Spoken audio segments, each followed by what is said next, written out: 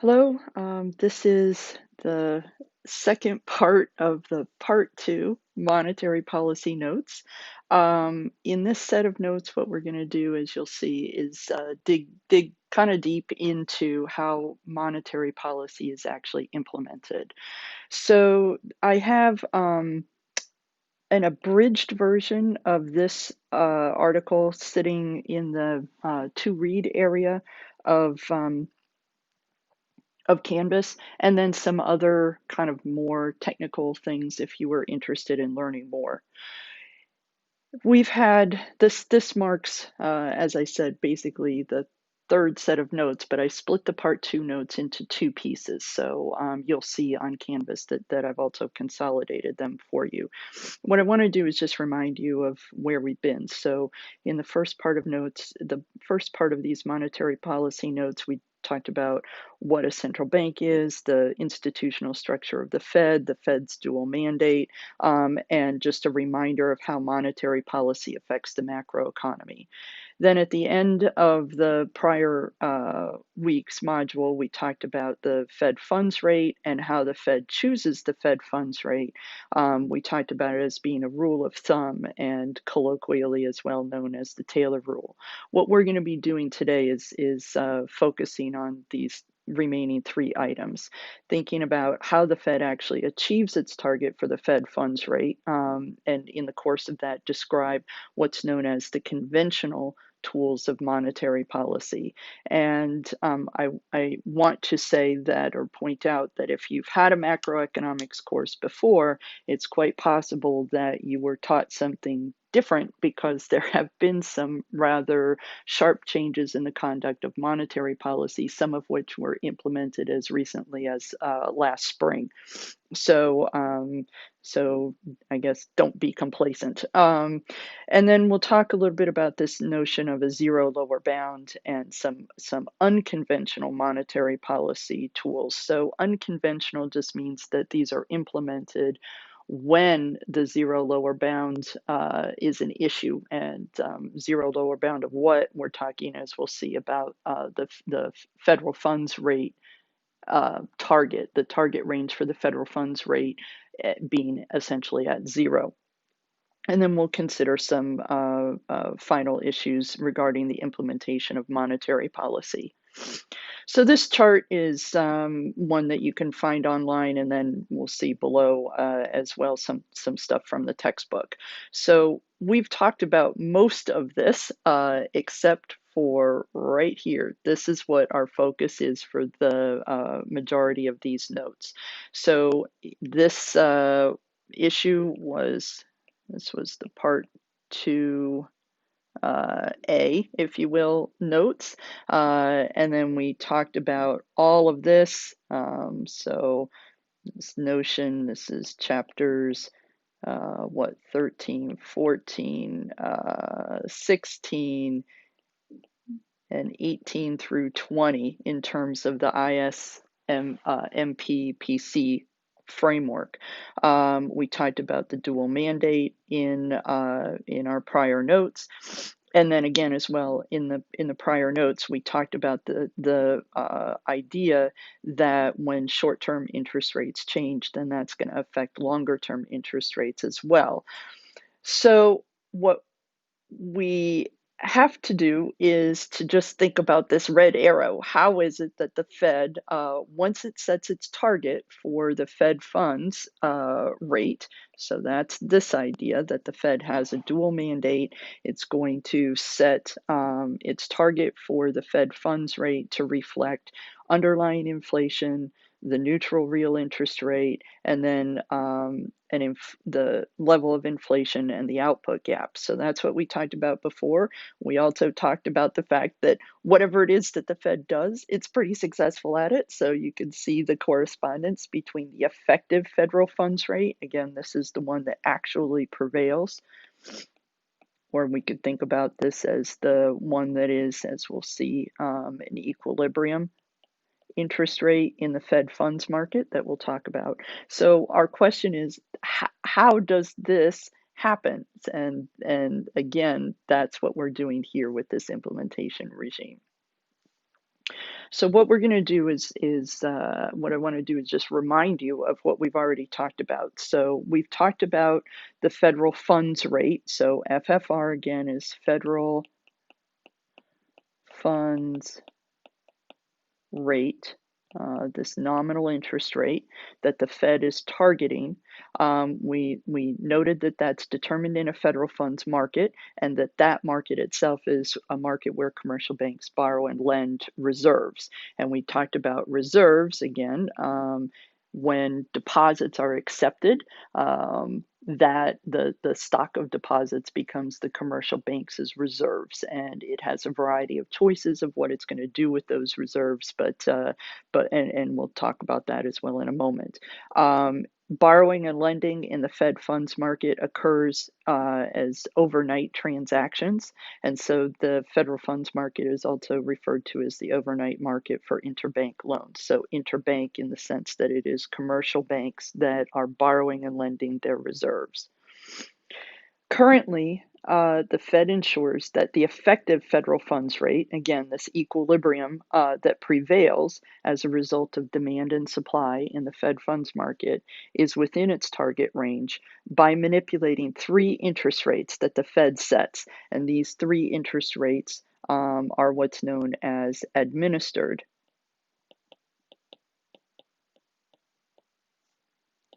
interest rates. Administered because the Fed sets them. So every other kind of interest rate that we've talked about in this economy in our course, including the Fed funds rate, is a market determined interest rate. But there are these three that the Fed sets. The Fed sets the discount rate. The Fed sets the interest rate on reserves, which we'll talk about shortly.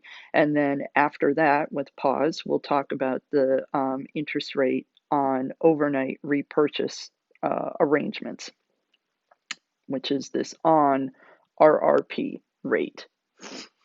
So what I want to do is think about how we might illustrate the Fed funds market.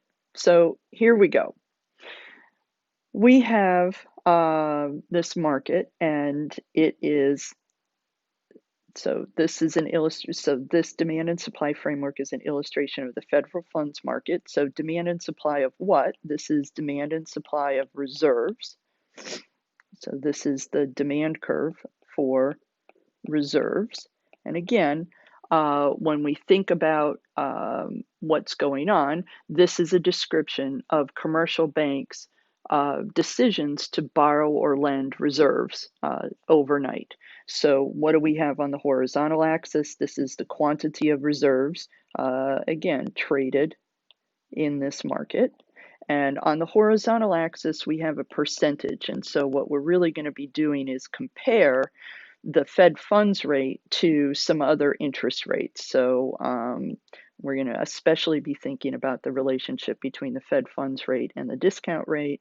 And then, as you can see, the Fed funds rate in relation to the interest on reserves and the on RRP interest rate. So the demand is the demand for reserves by commercial banks. So this is by commercial banks.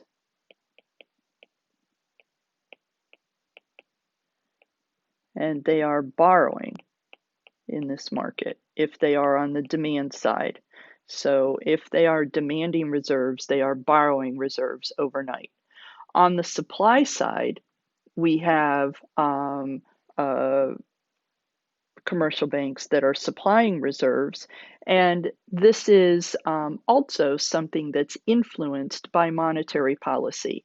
So as the Fed will see through a tool called open market operations, changes reserves in the whole financial system, that will influence as well the position of this supply curve. So The supply curve itself, we have drawn vertically. That's more of a convenience. We're just saying if by a vertical supply curve that supply of reserves is fixed at some point in time. So there is a certain amount of reserves that are supplied in the Fed funds market.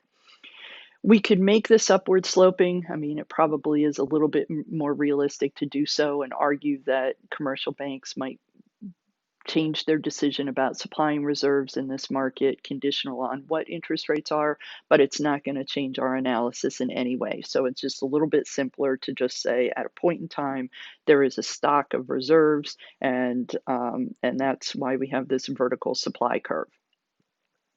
Now, what we are suggesting here with this picture is that the demand curve itself has kind of an interesting shape that's bounded. The demand curve is bounded at the upper end by the discount rate, and it is bounded at the lower end, we'll say for starters, by this interest rate on reserves. So how do we interpret this? Well, we can interpret this in the sense that, and we'll see this again a little bit later. The discount rate, recall, is the interest rate that. So the discount rate is the interest rate the Fed charges banks when those commercial banks borrow from the Fed. So if we think about this demand curve for reserves is essentially saying what is the quantity demanded of reserves in the Fed funds market? So in other words, under what circumstances would a commercial bank go into the Fed funds market and demand reserves?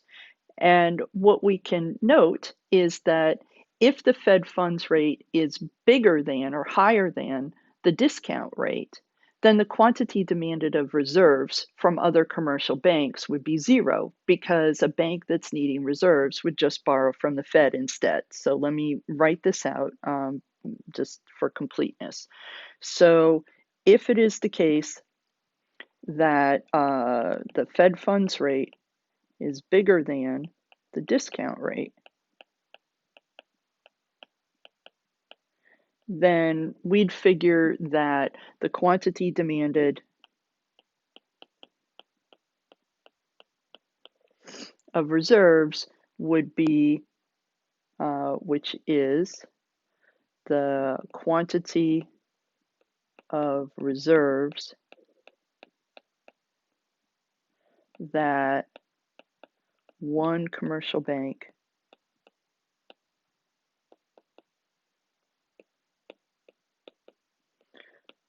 would like to borrow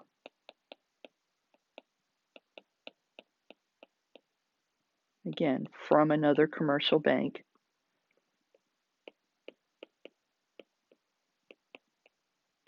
because we're talking about the Fed funds market, and that's what this is representing. That quantity demanded of reserves that a commercial bank would want to borrow would be zero, because if a commercial bank needs reserves, it's not going to pay a rate higher than the rate that it would have to pay if it just borrowed from the Fed. So in other words, again, what we were saying is that a commercial bank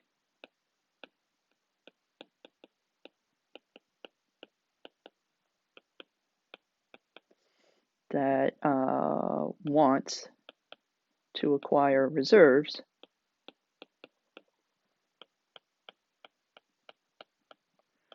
would just borrow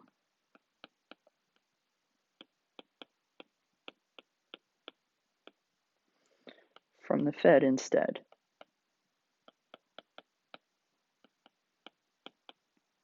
Right? Why borrow from a commercial bank that's going to charge you 2% if you can borrow from the Fed and they're only going to charge you 1%? So, so in terms of thinking about this demand curve, the quantity demanded of reserves is going to be zero in this market for interest rates that are above the discount rate. Then we have this sort of normal shaped demand curve, a downward sloping demand curve. There's a range of values for the Fed funds rate where, other things equal, the lower is the Fed funds rate, the higher is the quantity demanded of borrowing and or excuse me, the higher is the quantity demanded of reserves by commercial banks and vice versa.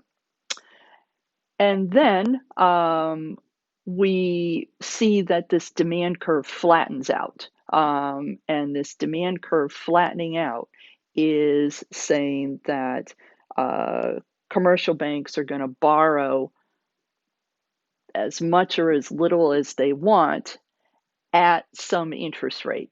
And what we're saying is that this interest rate, to a first approximation, is the interest rate on reserves. So why would that be? What I'm going to try to convince you of is that at some point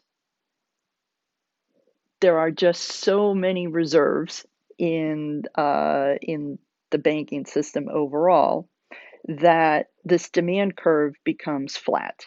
And this is what we're talking about when we are talking about a world in which there are ample reserves. And what that means is particularly that there's some value of the Fed funds rate beyond which it's not going to change by just changing the supply of reserves. So this is what I want to suggest to you is this is where we are right now. And so my first question before I come back to thinking about why does it make sense that this demand curve should flatten out at these interest rates that are going to represent a lower bound, what I want to do is just convince you, first of all, that there are ample reserves in the banking system. So we can do that by looking at a picture. Here is a picture of reserves that should be surprising. I love this picture. This is one of my favorite pictures of the whole semester. So if you recall in maybe the part one notes, we talked about borrowing at the discount window and the importance of that, the Fed acting as a lender of last resort. And we talked about the influence that the Fed was able to exert in terms of financial market stability in the wake of the 9/11 attacks. And what I like about this picture is that what you can see, if you really, really squint, is a little teeny green uptick in that I have circled there, and that represents the increase in commercial banks' reserves as a result, especially of that borrowing, but then also because of other monetary policy actions that the Federal Reserve took. And then you can see that reserves dropped right back down for purposes of our scale here to very, very small numbers where they remained. So small in the world of thinking about this would be, in the millions of dollars range, where they remained until we hit the financial crisis. So here is the recession this is the Great Recession, of course.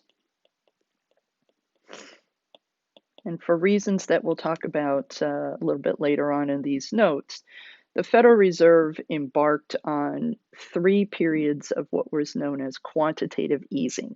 And we'll talk a little bit about what that is at the end of these notes. But the important thing to observe at this point is the massive escalation in the amount of reserves in the banking system. So there were 3 periods of quantitative easing in the wake of the Great Recession. You can see them indicated here, and you can see the escalation in reserves to almost what 2.83 trillion dollars. So this is this millions here. This becomes trillions. So around there is 3 trillions of dollars. And I think it's useful to just do a quick search, and I'll link this into Canvas of how do we think about trillions just in terms of magnitudes. And so just to I encourage you to do that to get a sense of this. This period here where reserves declined somewhat, but still remain massive compared to any other period in our history, is what's known as the period of Fed normalization.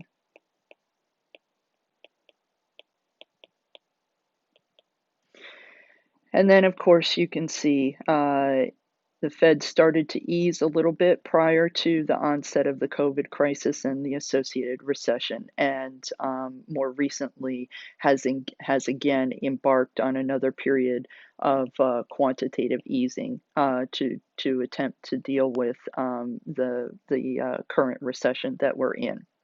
So the point of this slide for now is not to focus on what quantitative easing is. We'll get to that a little bit later, but to suggest to you that yes, indeed, we are in a world in the United States and indeed in many other countries where we have ample reserves. We have a lot of reserves, and it is not implausible to think about that demand curve for reserves bottoming out just because there are so many reserves sloshing around in the financial system. So we'll come back to that in just a minute. But what I want to do is think just a little bit about the implementation again of monetary policy when we have ample reserves. So in addition to manipulating the discount rate, the Fed has two other interest rates that it sets, as we've noted.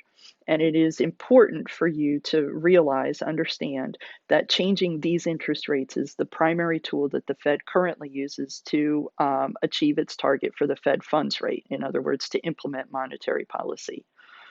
So what is one of these is the interest on reserves. So this is the interest rate, or the IOR. This is the interest rate that the Fed pays commercial banks when commercial banks deposit their reserves at the Fed. So again, remember that a commercial bank, as we'll see, can hold its deposits in its vault, but it could also make a deposit at the Fed. And conventionally, the overwhelming majority of commercial banks' reserves are held on that the bank wants to hold are held in their reserve accounts at the Fed rather than sitting around as pieces of paper in a vault. Then there is this other interest rate, the overnight reverse repurchase program rate, or the overnight repo rate is how it's sometimes shortened. We'll talk about this a couple of slides ahead.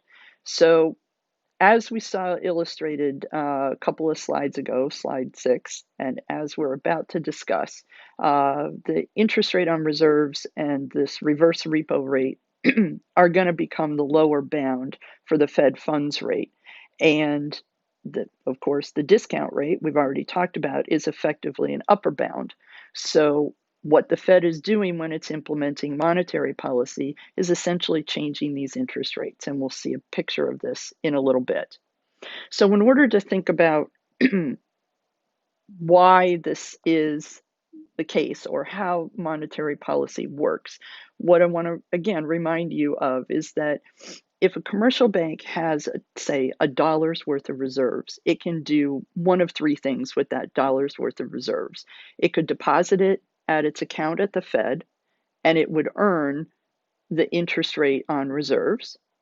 It could lend that dollar of reserves in the Fed funds market, and it could earn the Fed funds rate, or it could purchase $1 worth of financial assets, which from somebody else in the macro economy. And so these are generally longer term and more risky, and so not always, but generally. And so really what we're thinking about in terms of opportunity cost is the opportunity cost of a commercial bank depositing its funds at the Fed would be not getting the Fed funds rate. In other words, not lending that $1 to another commercial bank. And so the key observation here, and we'll also see the same kind of observation when we talk about the reverse repo rate, is that depositing at the Fed is safe. It is, from the commercial bank's point of view, the risk-free rate that a commercial bank can earn. And so that means that this interest rate on reserves is going to serve as a lower bound for the Fed funds rate. We should not see the Fed funds rate settle much below or in principle at all below the interest rate on reserves. So what I'm saying is, in principle, so you can see I'm going to qualify this in a minute. In theory, we shouldn't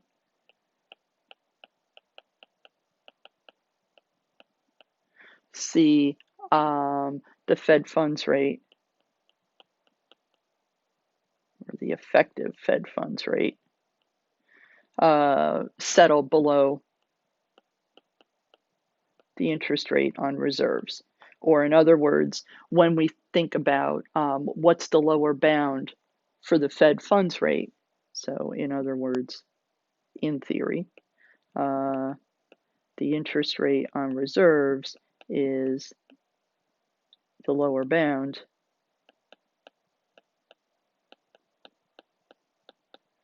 for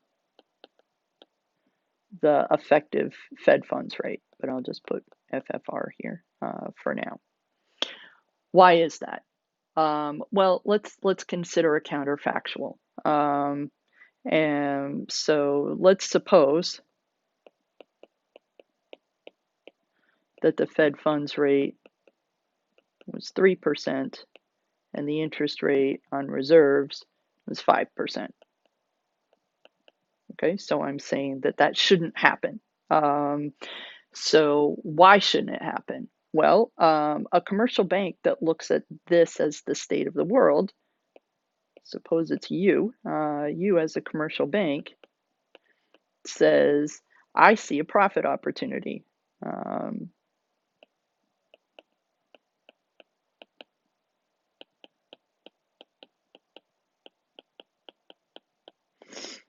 There's a profit opportunity by engaging in arbitrage.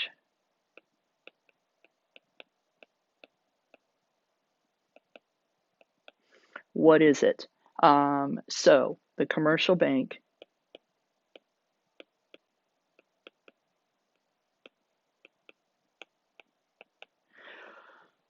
would borrow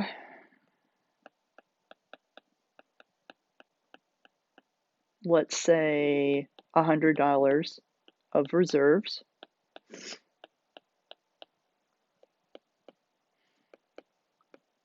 in the federal funds market, so from some other commercial bank,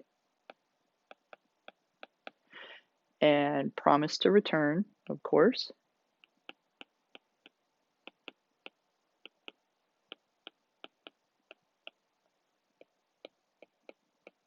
$103. So the commercial bank borrows $100, it would then deposit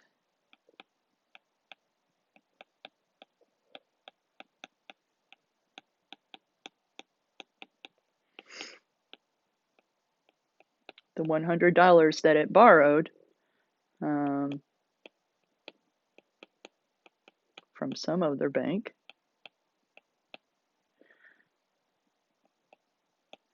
in its reserve account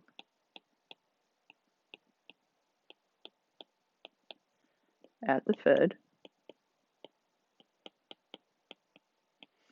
where it would earn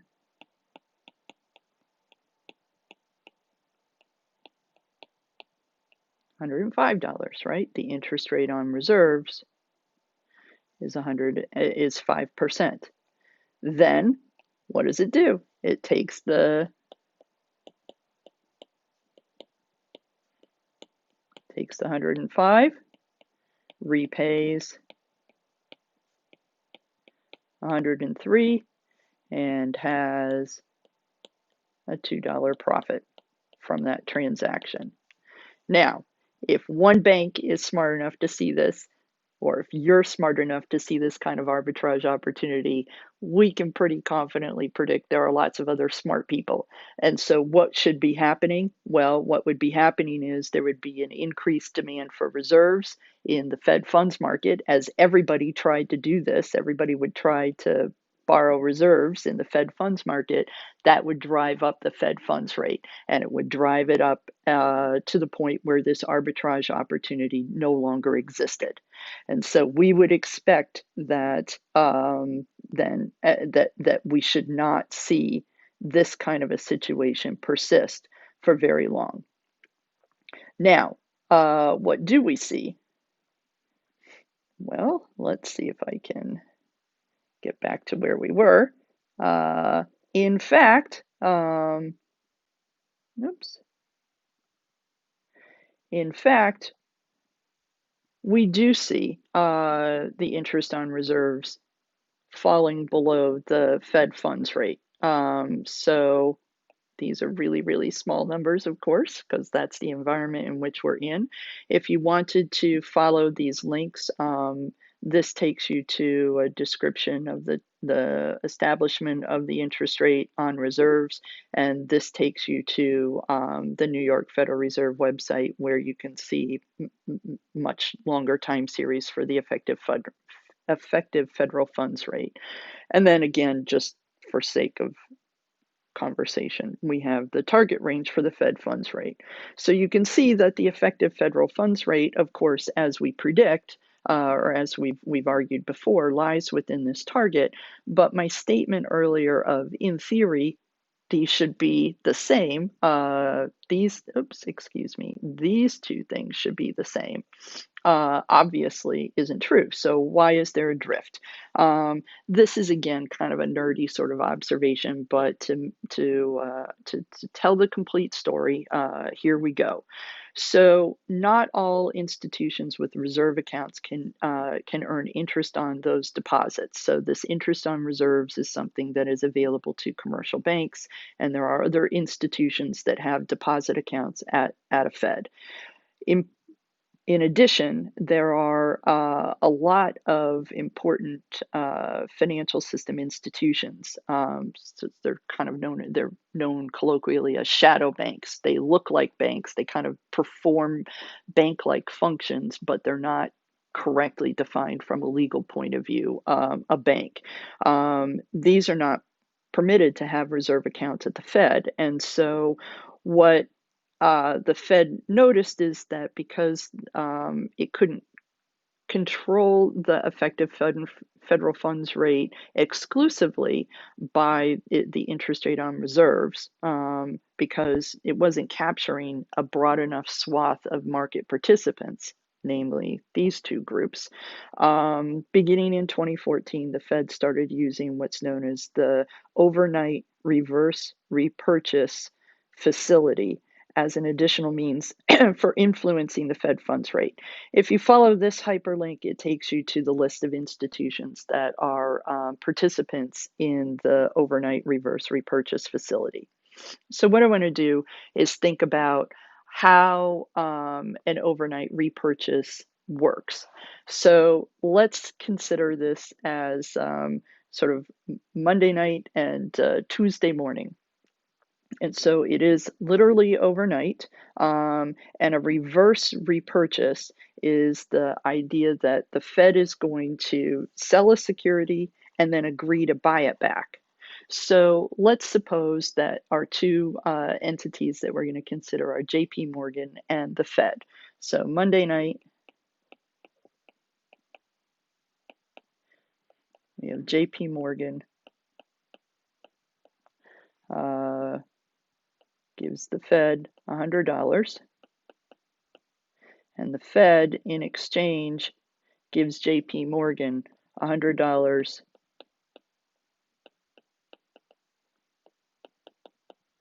of basically treasury bills. So again, these are the US federal government's IOUs as collateral. So as the promise that the Fed is going to pay JP Morgan back on Tuesday. So effectively JP Morgan is lending $100 to the Fed, and it secures that loan. The Fed secures that loan with these Treasury bills. Tuesday morning rolls around, and JP Morgan is going to be paid back.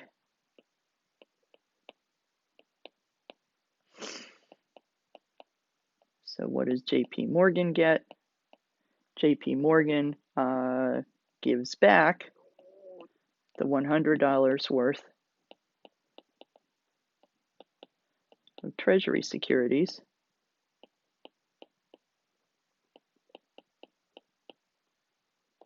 to the Fed over here, and the Fed gives JP Morgan $100 plus interest.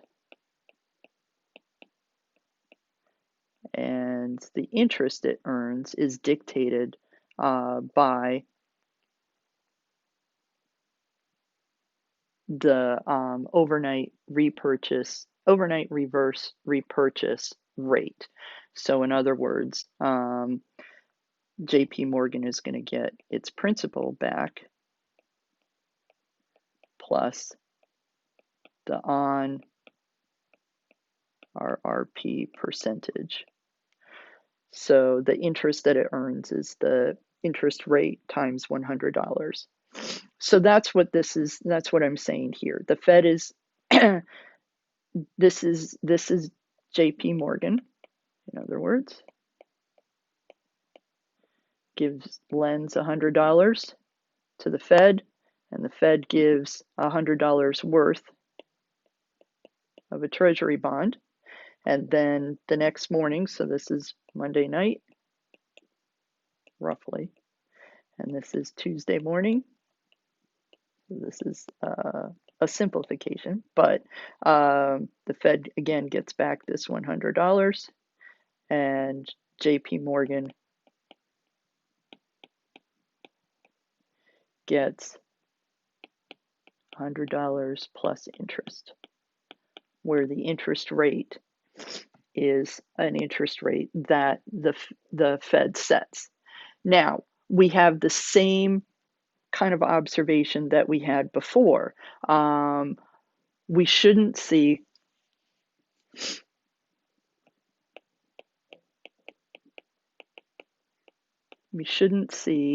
the overnight reverse repurchase rate below the Fed funds rate.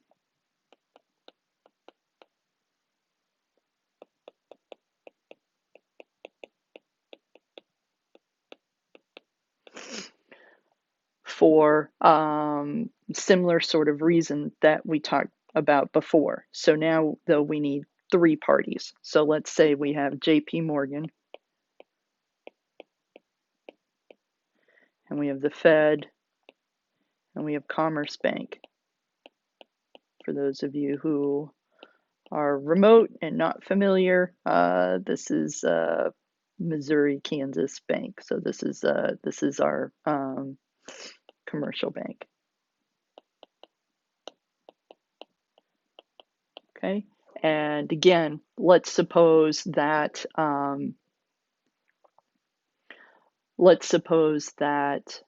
the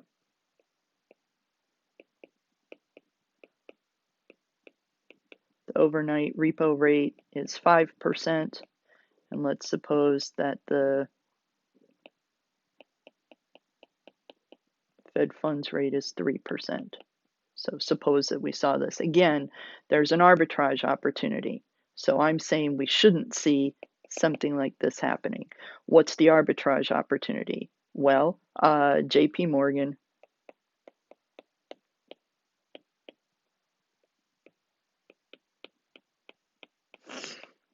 borrows $100 from Commerce and promises to pay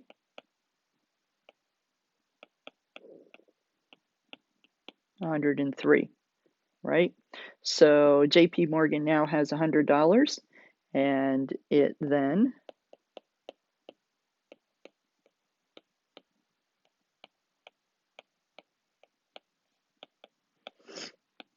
works with the Fed engages in an overnight repo with the Fed, where the overnight repo rate is 5%. And so next day, JP Morgan gets $105, pays back Commerce $103, and profits again by $2. And so these sorts of arbitrage opportunities might exist, but they aren't going to exist for long because there are lots and lots of smart people that are looking for these kinds of things. So again, what we would assume is that that we should see the overnight reverse repurchase interest rate serving as a lower bound below which the Fed funds rate will not go. So again, as a practical matter, either one of these interest rate, excuse me, from a theoretical perspective, either one of these interest rates would be the lower bound. From a practical matter, just because there are a fuller swath of institutions that can participate in these reverse repurchase agreements. The on rate is the overnight reverse repurchase rate is really the lowest of the lower bounds. So this is how we think about monetary policy in what's known as an ample reserves environment or ample reserves framework. And what happens is that in order to conduct monetary policy, the Fed is going to adjust these interest rates. So, for example, how do we think about this schematic will repeat. So, how do we think about the implementation of monetary policy? The Fed chooses its target for range for the Fed funds rate consistent with the dual mandate. If the Fed were to cut its target range for the Fed funds rate, it ensures that that target range is achieved by also changing the interest rates that it sets, the interest rate on reserves and the interest rate on overnight repurchase agreements, as well as the discount rate. So effectively what happens, as you can see, is this whole demand curve shifts down so that the new lower target for the Fed funds rate is within, again, that boundary. So we tend to observe that the difference between the interest on reserves and the overnight reverse repurchase agreement rate is sort of equal distant between it splits the difference between where the effective Fed funds rate lies. And the opposite would be true for contractionary monetary policy. So essentially, you can watch this hippy dippy trippy diagram in reverse, that if it is the case that the Fed wanted to raise its target for the Fed funds rate, as we can see when this resets, it would raise the discount rate, raise the IOR, and raise the overnight repurchase rate. So this is how we think about the conduct of monetary policy. The federal funds rate stays within its target range as the Fed adjusts its administered rates. So prior to the Great Recession, the primary way in which monetary policy was conducted was via what's known as open market operations. And in an open market operation, what happens is the Fed buys or sells treasury securities. So I have bonds, but what they strictly speaking were in the old days. So this is treasury securities.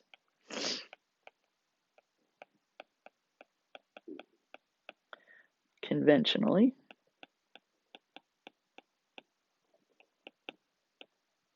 And a broader swath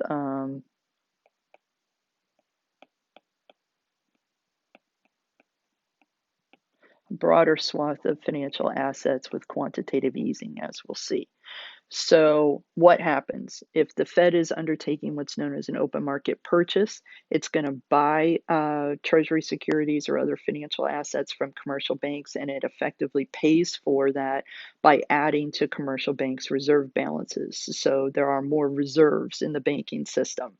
And conversely, of course, an open market sale would subtract from reserves. The Fed would be selling these financial assets to commercial banks and debiting or reducing the supply of reserves in the financial system. And this was the way in which monetary policy used to be conducted. And perhaps if you had a macroecon course before, the way you were taught.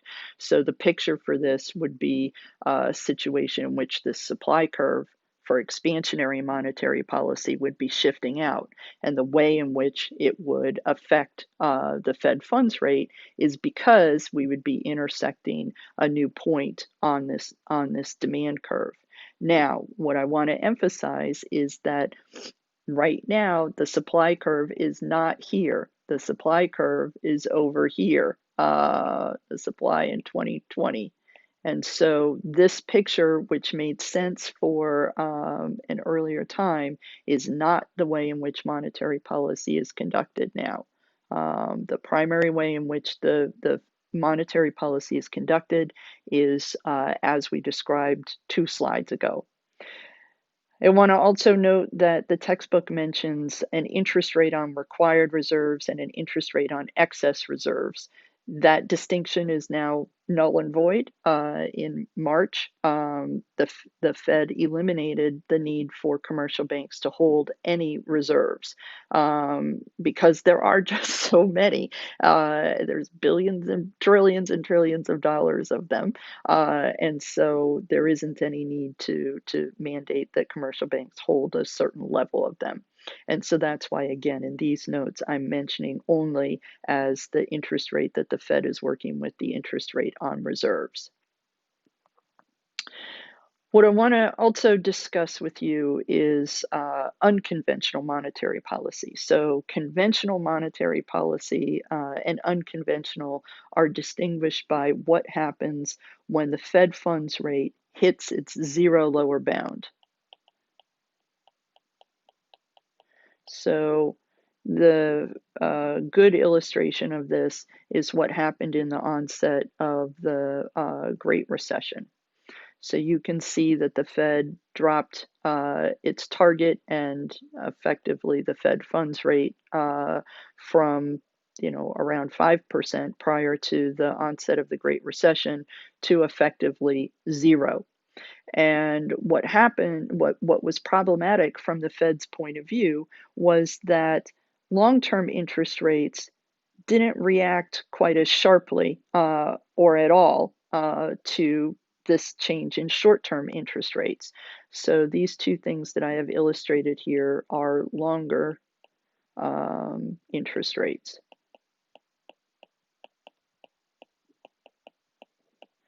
And remember that we talked about the fact that when we are describing monetary policy and the way in which it affects the macroeconomy, we had this step right here that not only does monetary policy affect short-term interest rates, but that this translates in as well to changes in longer-term interest rates. And so jointly, these two things affect aggregate spending, and then jointly affect the output gap and inflation through the process that we've talked about. So our question is, does this in fact actually happen? And what can the Fed do when what can the Fed do when the short-term interest rate can't get any lower? So in here again, the Fed has been pretty clear that it is not going to set a nominal interest rate target below zero. And as a result of that, when the interest rates hit their lower bound of essentially zero and persist, what can the Fed do? Notice again, We hit that here, but we have a somewhat different pattern in longer term interest rates, and we're going to talk about that in a bit. So what can the Fed do? The Fed can implement what's known as unconventional monetary policy. And unconventional monetary policy takes two forms. One is what's known as forward guidance. So, in an effort to convince market participants that long term interest rates should be lower when short term interest rates are lower, the Fed provides information about the future course of monetary policy in order to influence market expectations of future interest rates. And I know that from your point of view, that sounds like, well, duh. Isn't that always what's true? And the answer is no.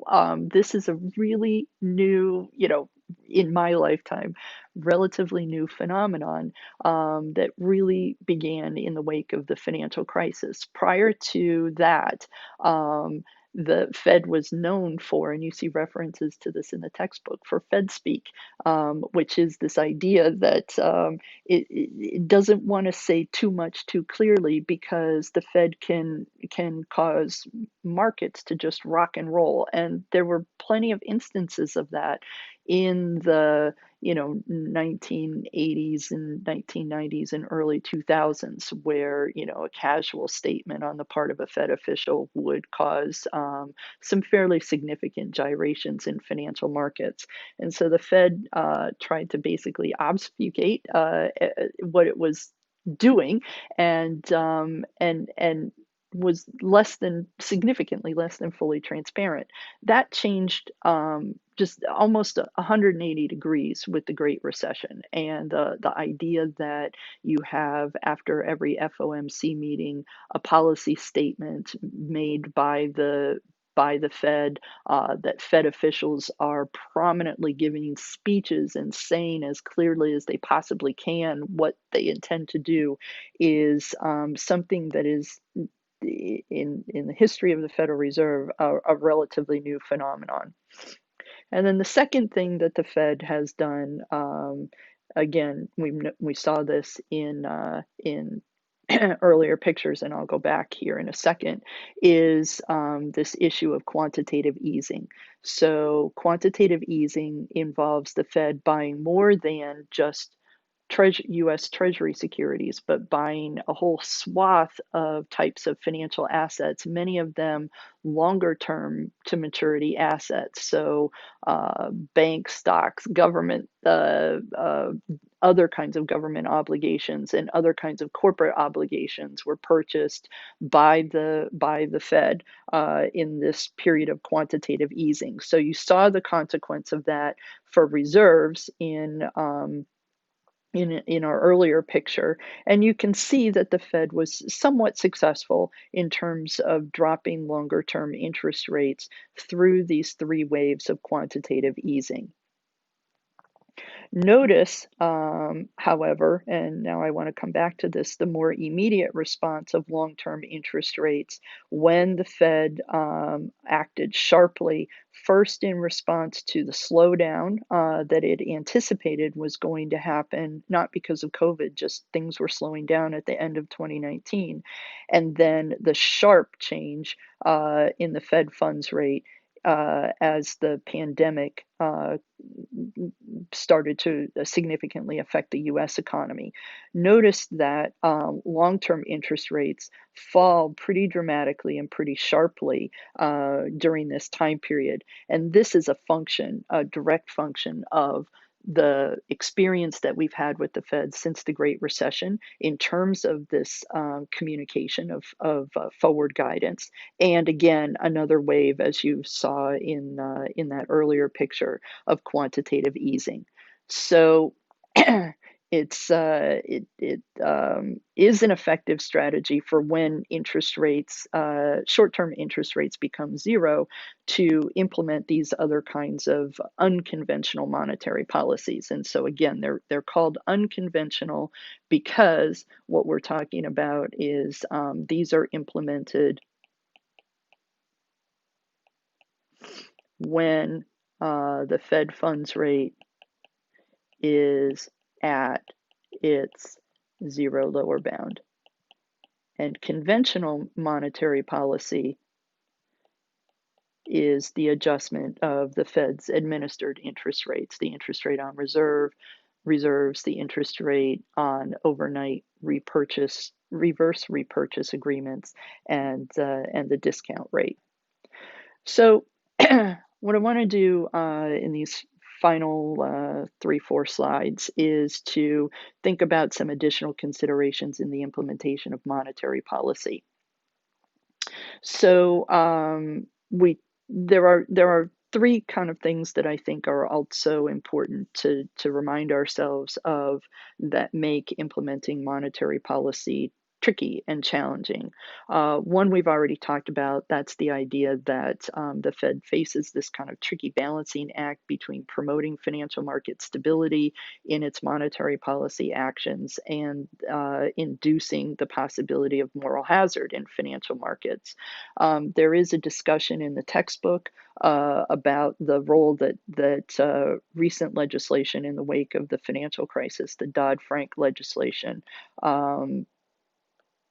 plays. And you could also just do a general Google search for, implications of Dodd-Frank on the Fed, and read about that if you were interested.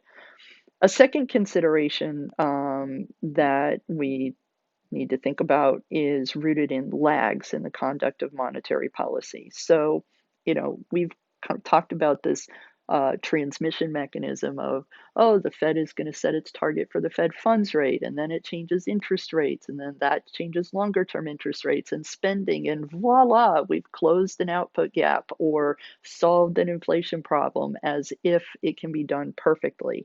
Of course, real life is much messier. We can ask about whether we're smart enough to discern the nature of macroeconomic shocks and how quickly we can discern them. And then also, it takes time for monetary policy actions, once they're implemented, to actually have an effect on the economy. And so I want to talk about these lags as well, because this is something that we'll revisit when we talk about fiscal policy, and use this as a comparison, this and our next topic, to compare monetary policy and fiscal policy.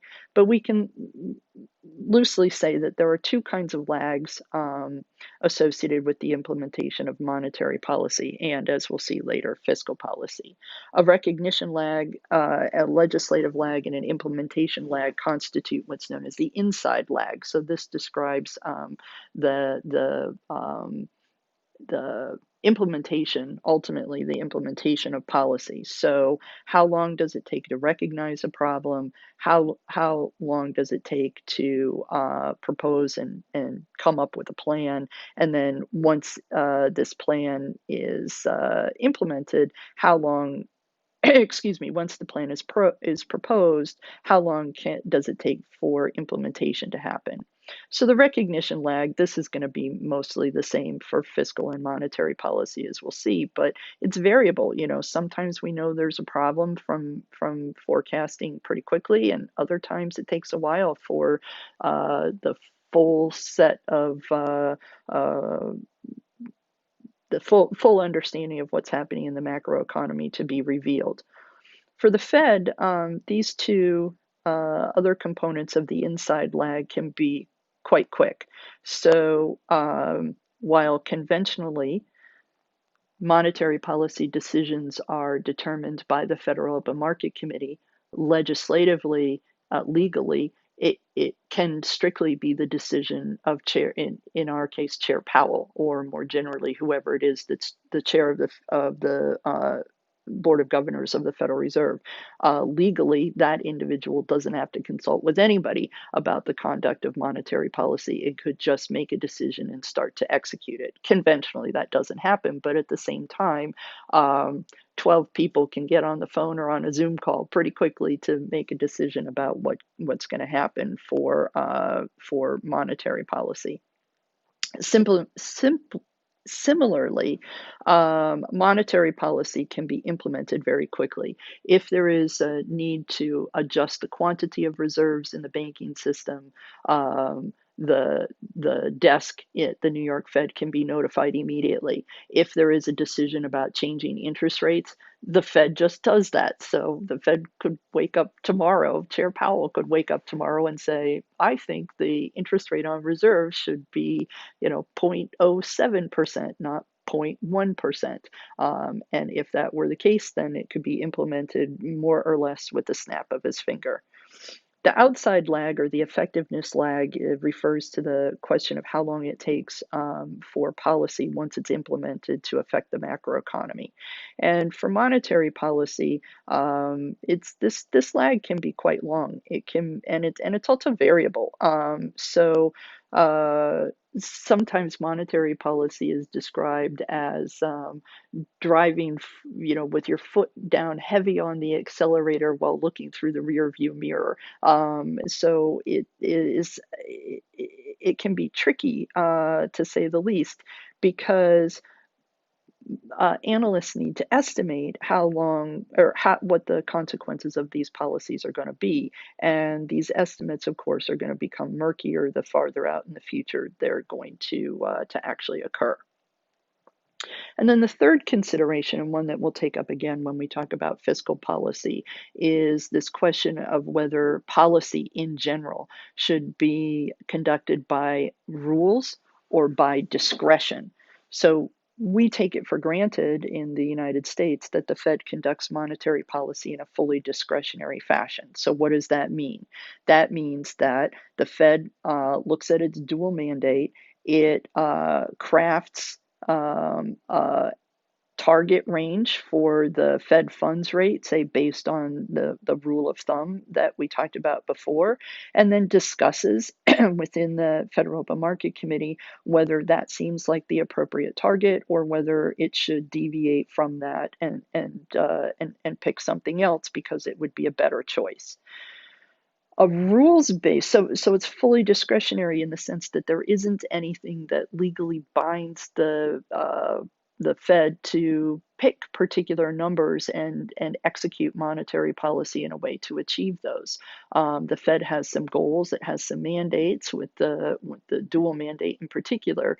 But as we described earlier, price stability itself is a vaguely defined topic, and maximum sustainable employment, that's also not precisely specified in the legal framework that the Fed is bound by. A rules-based monetary policy is one in which there's a clear articulation of how the central bank is going to respond, and in a predictable manner, to changes in the macroeconomy, and then it follows through with that. So that if it isn't, it's in violation of sort of legislative understandings. So, what are some examples of monetary policy rules? One would be, say, fixed exchange rates. This is a rule in effect for the conduct of monetary policy, because if you have fixed the value of your currency to another country's currency, then your monetary policy can't deviate too much from that other country's monetary policy. Because if there were pronounced deviations, then we've already seen that changes in relative real interest rates or in relative income levels will, and relative prices will, affect the demand and supply of a country's currency. And if your interest rates and income growth rates and inflation rates are dissimilar from those in the country against which your currency is fixed, then you're going to put tension on the maintenance of that fixed exchange rate. Another example would be, in history, we talked, history meaning the 1980s, we had a discussion of rule where there was a constant growth rate of the money supply. So the supply of money in the macroeconomy would grow by a certain percentage, for instance. Inflation target, sort of legal inflation target would be another example.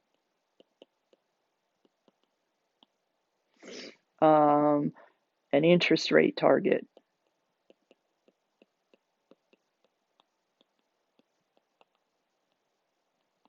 Or sometimes there are calls for the Fed to target nominal GDP.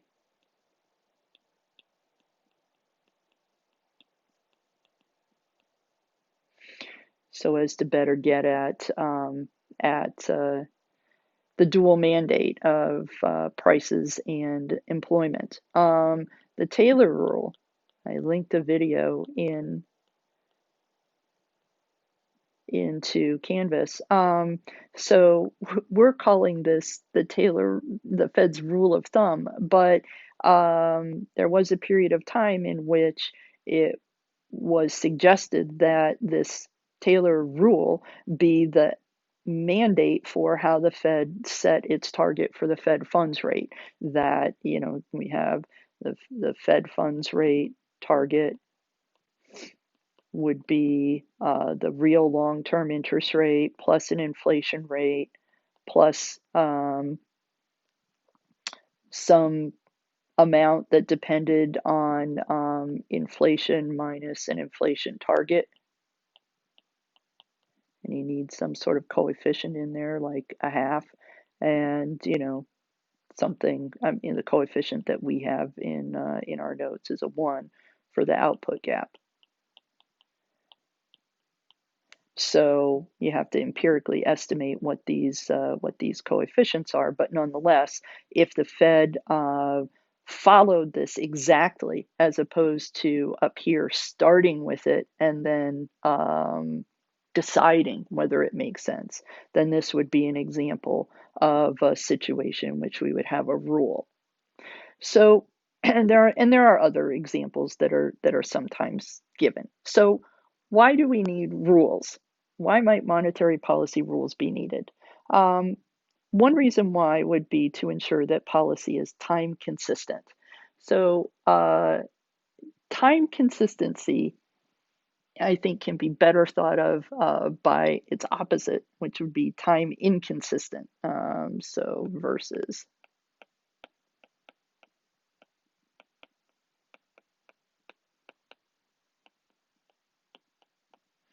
which is bad. So, that's bad. Boo. So we all, well, I don't know, I suffer tremendously from time inconsistency. So time and time again, I'll get out my running clothes, my shoes, my pants, all that kind of stuff. I'll put them on the steps. I'll tell the dog, "Oh, tomorrow we're gonna go running." And I wake up in the morning and it's chilly and it's dark and I'm like, "Ugh, no, I don't want to do that." Or I vow that I'm not going to eat quite as many cookies and other kinds of junky food over winter break, and to be honest, drink quite as much. And then the moment comes, and it's like, oh, what's another cookie and what's another brandy? So in those cases, that would be examples in which I am behaving in a time inconsistent fashion. I lay out a plan and but it's fully discretionary. I can choose to do it or not do it, and when the moment comes to inflict pain, which is to say, for me, exercising or not eating cookies, then I deviate from that, so I'm not credible, in other words. And so the issue with time inconsistency is that we need a rule can take that temptation to deviate from what's best away from you and make the policy time consistent.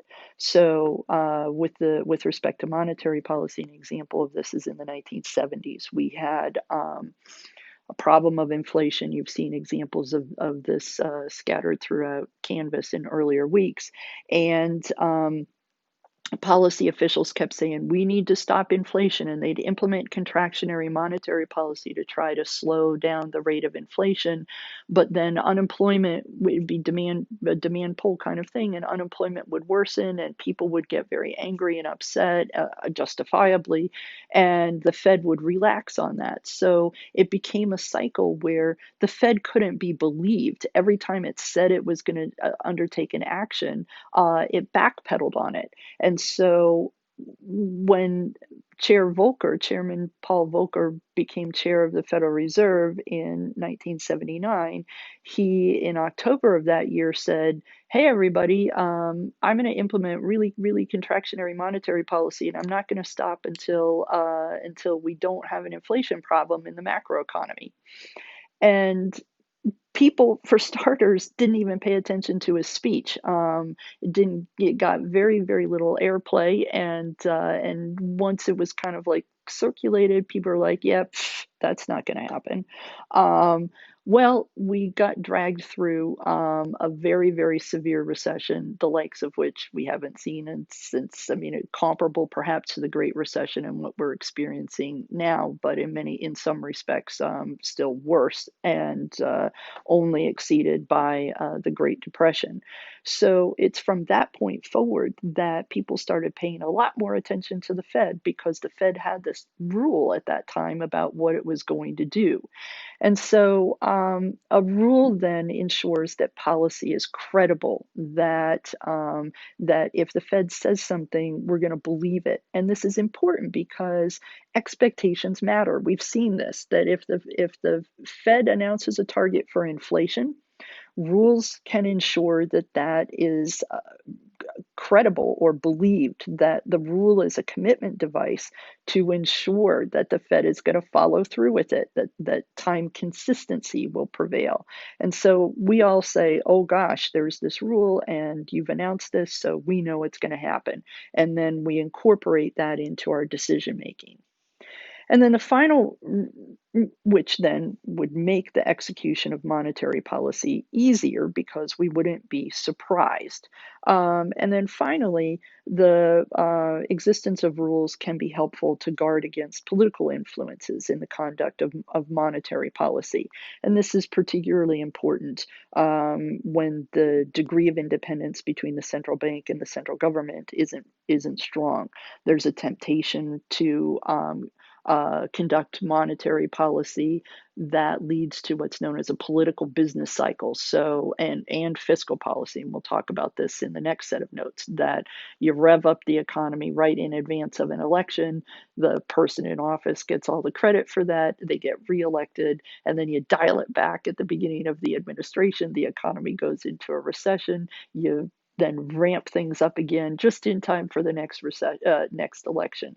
Um, there are examples of this around the world. We can't probably, well, whatever. There are examples of this around the world.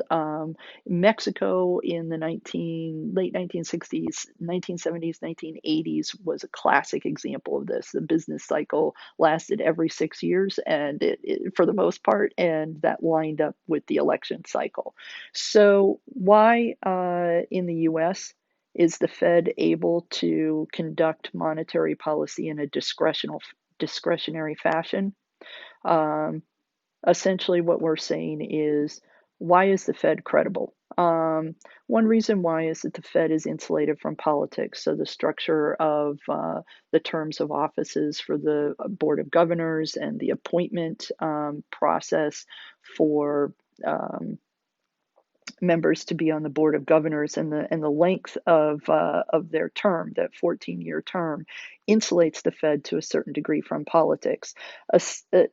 Similarly, the Fed is not in any way obligated to do what the federal government wants, and so we've had a recent example of this in the right after President Trump was elected, and I mentioned this in prior notes.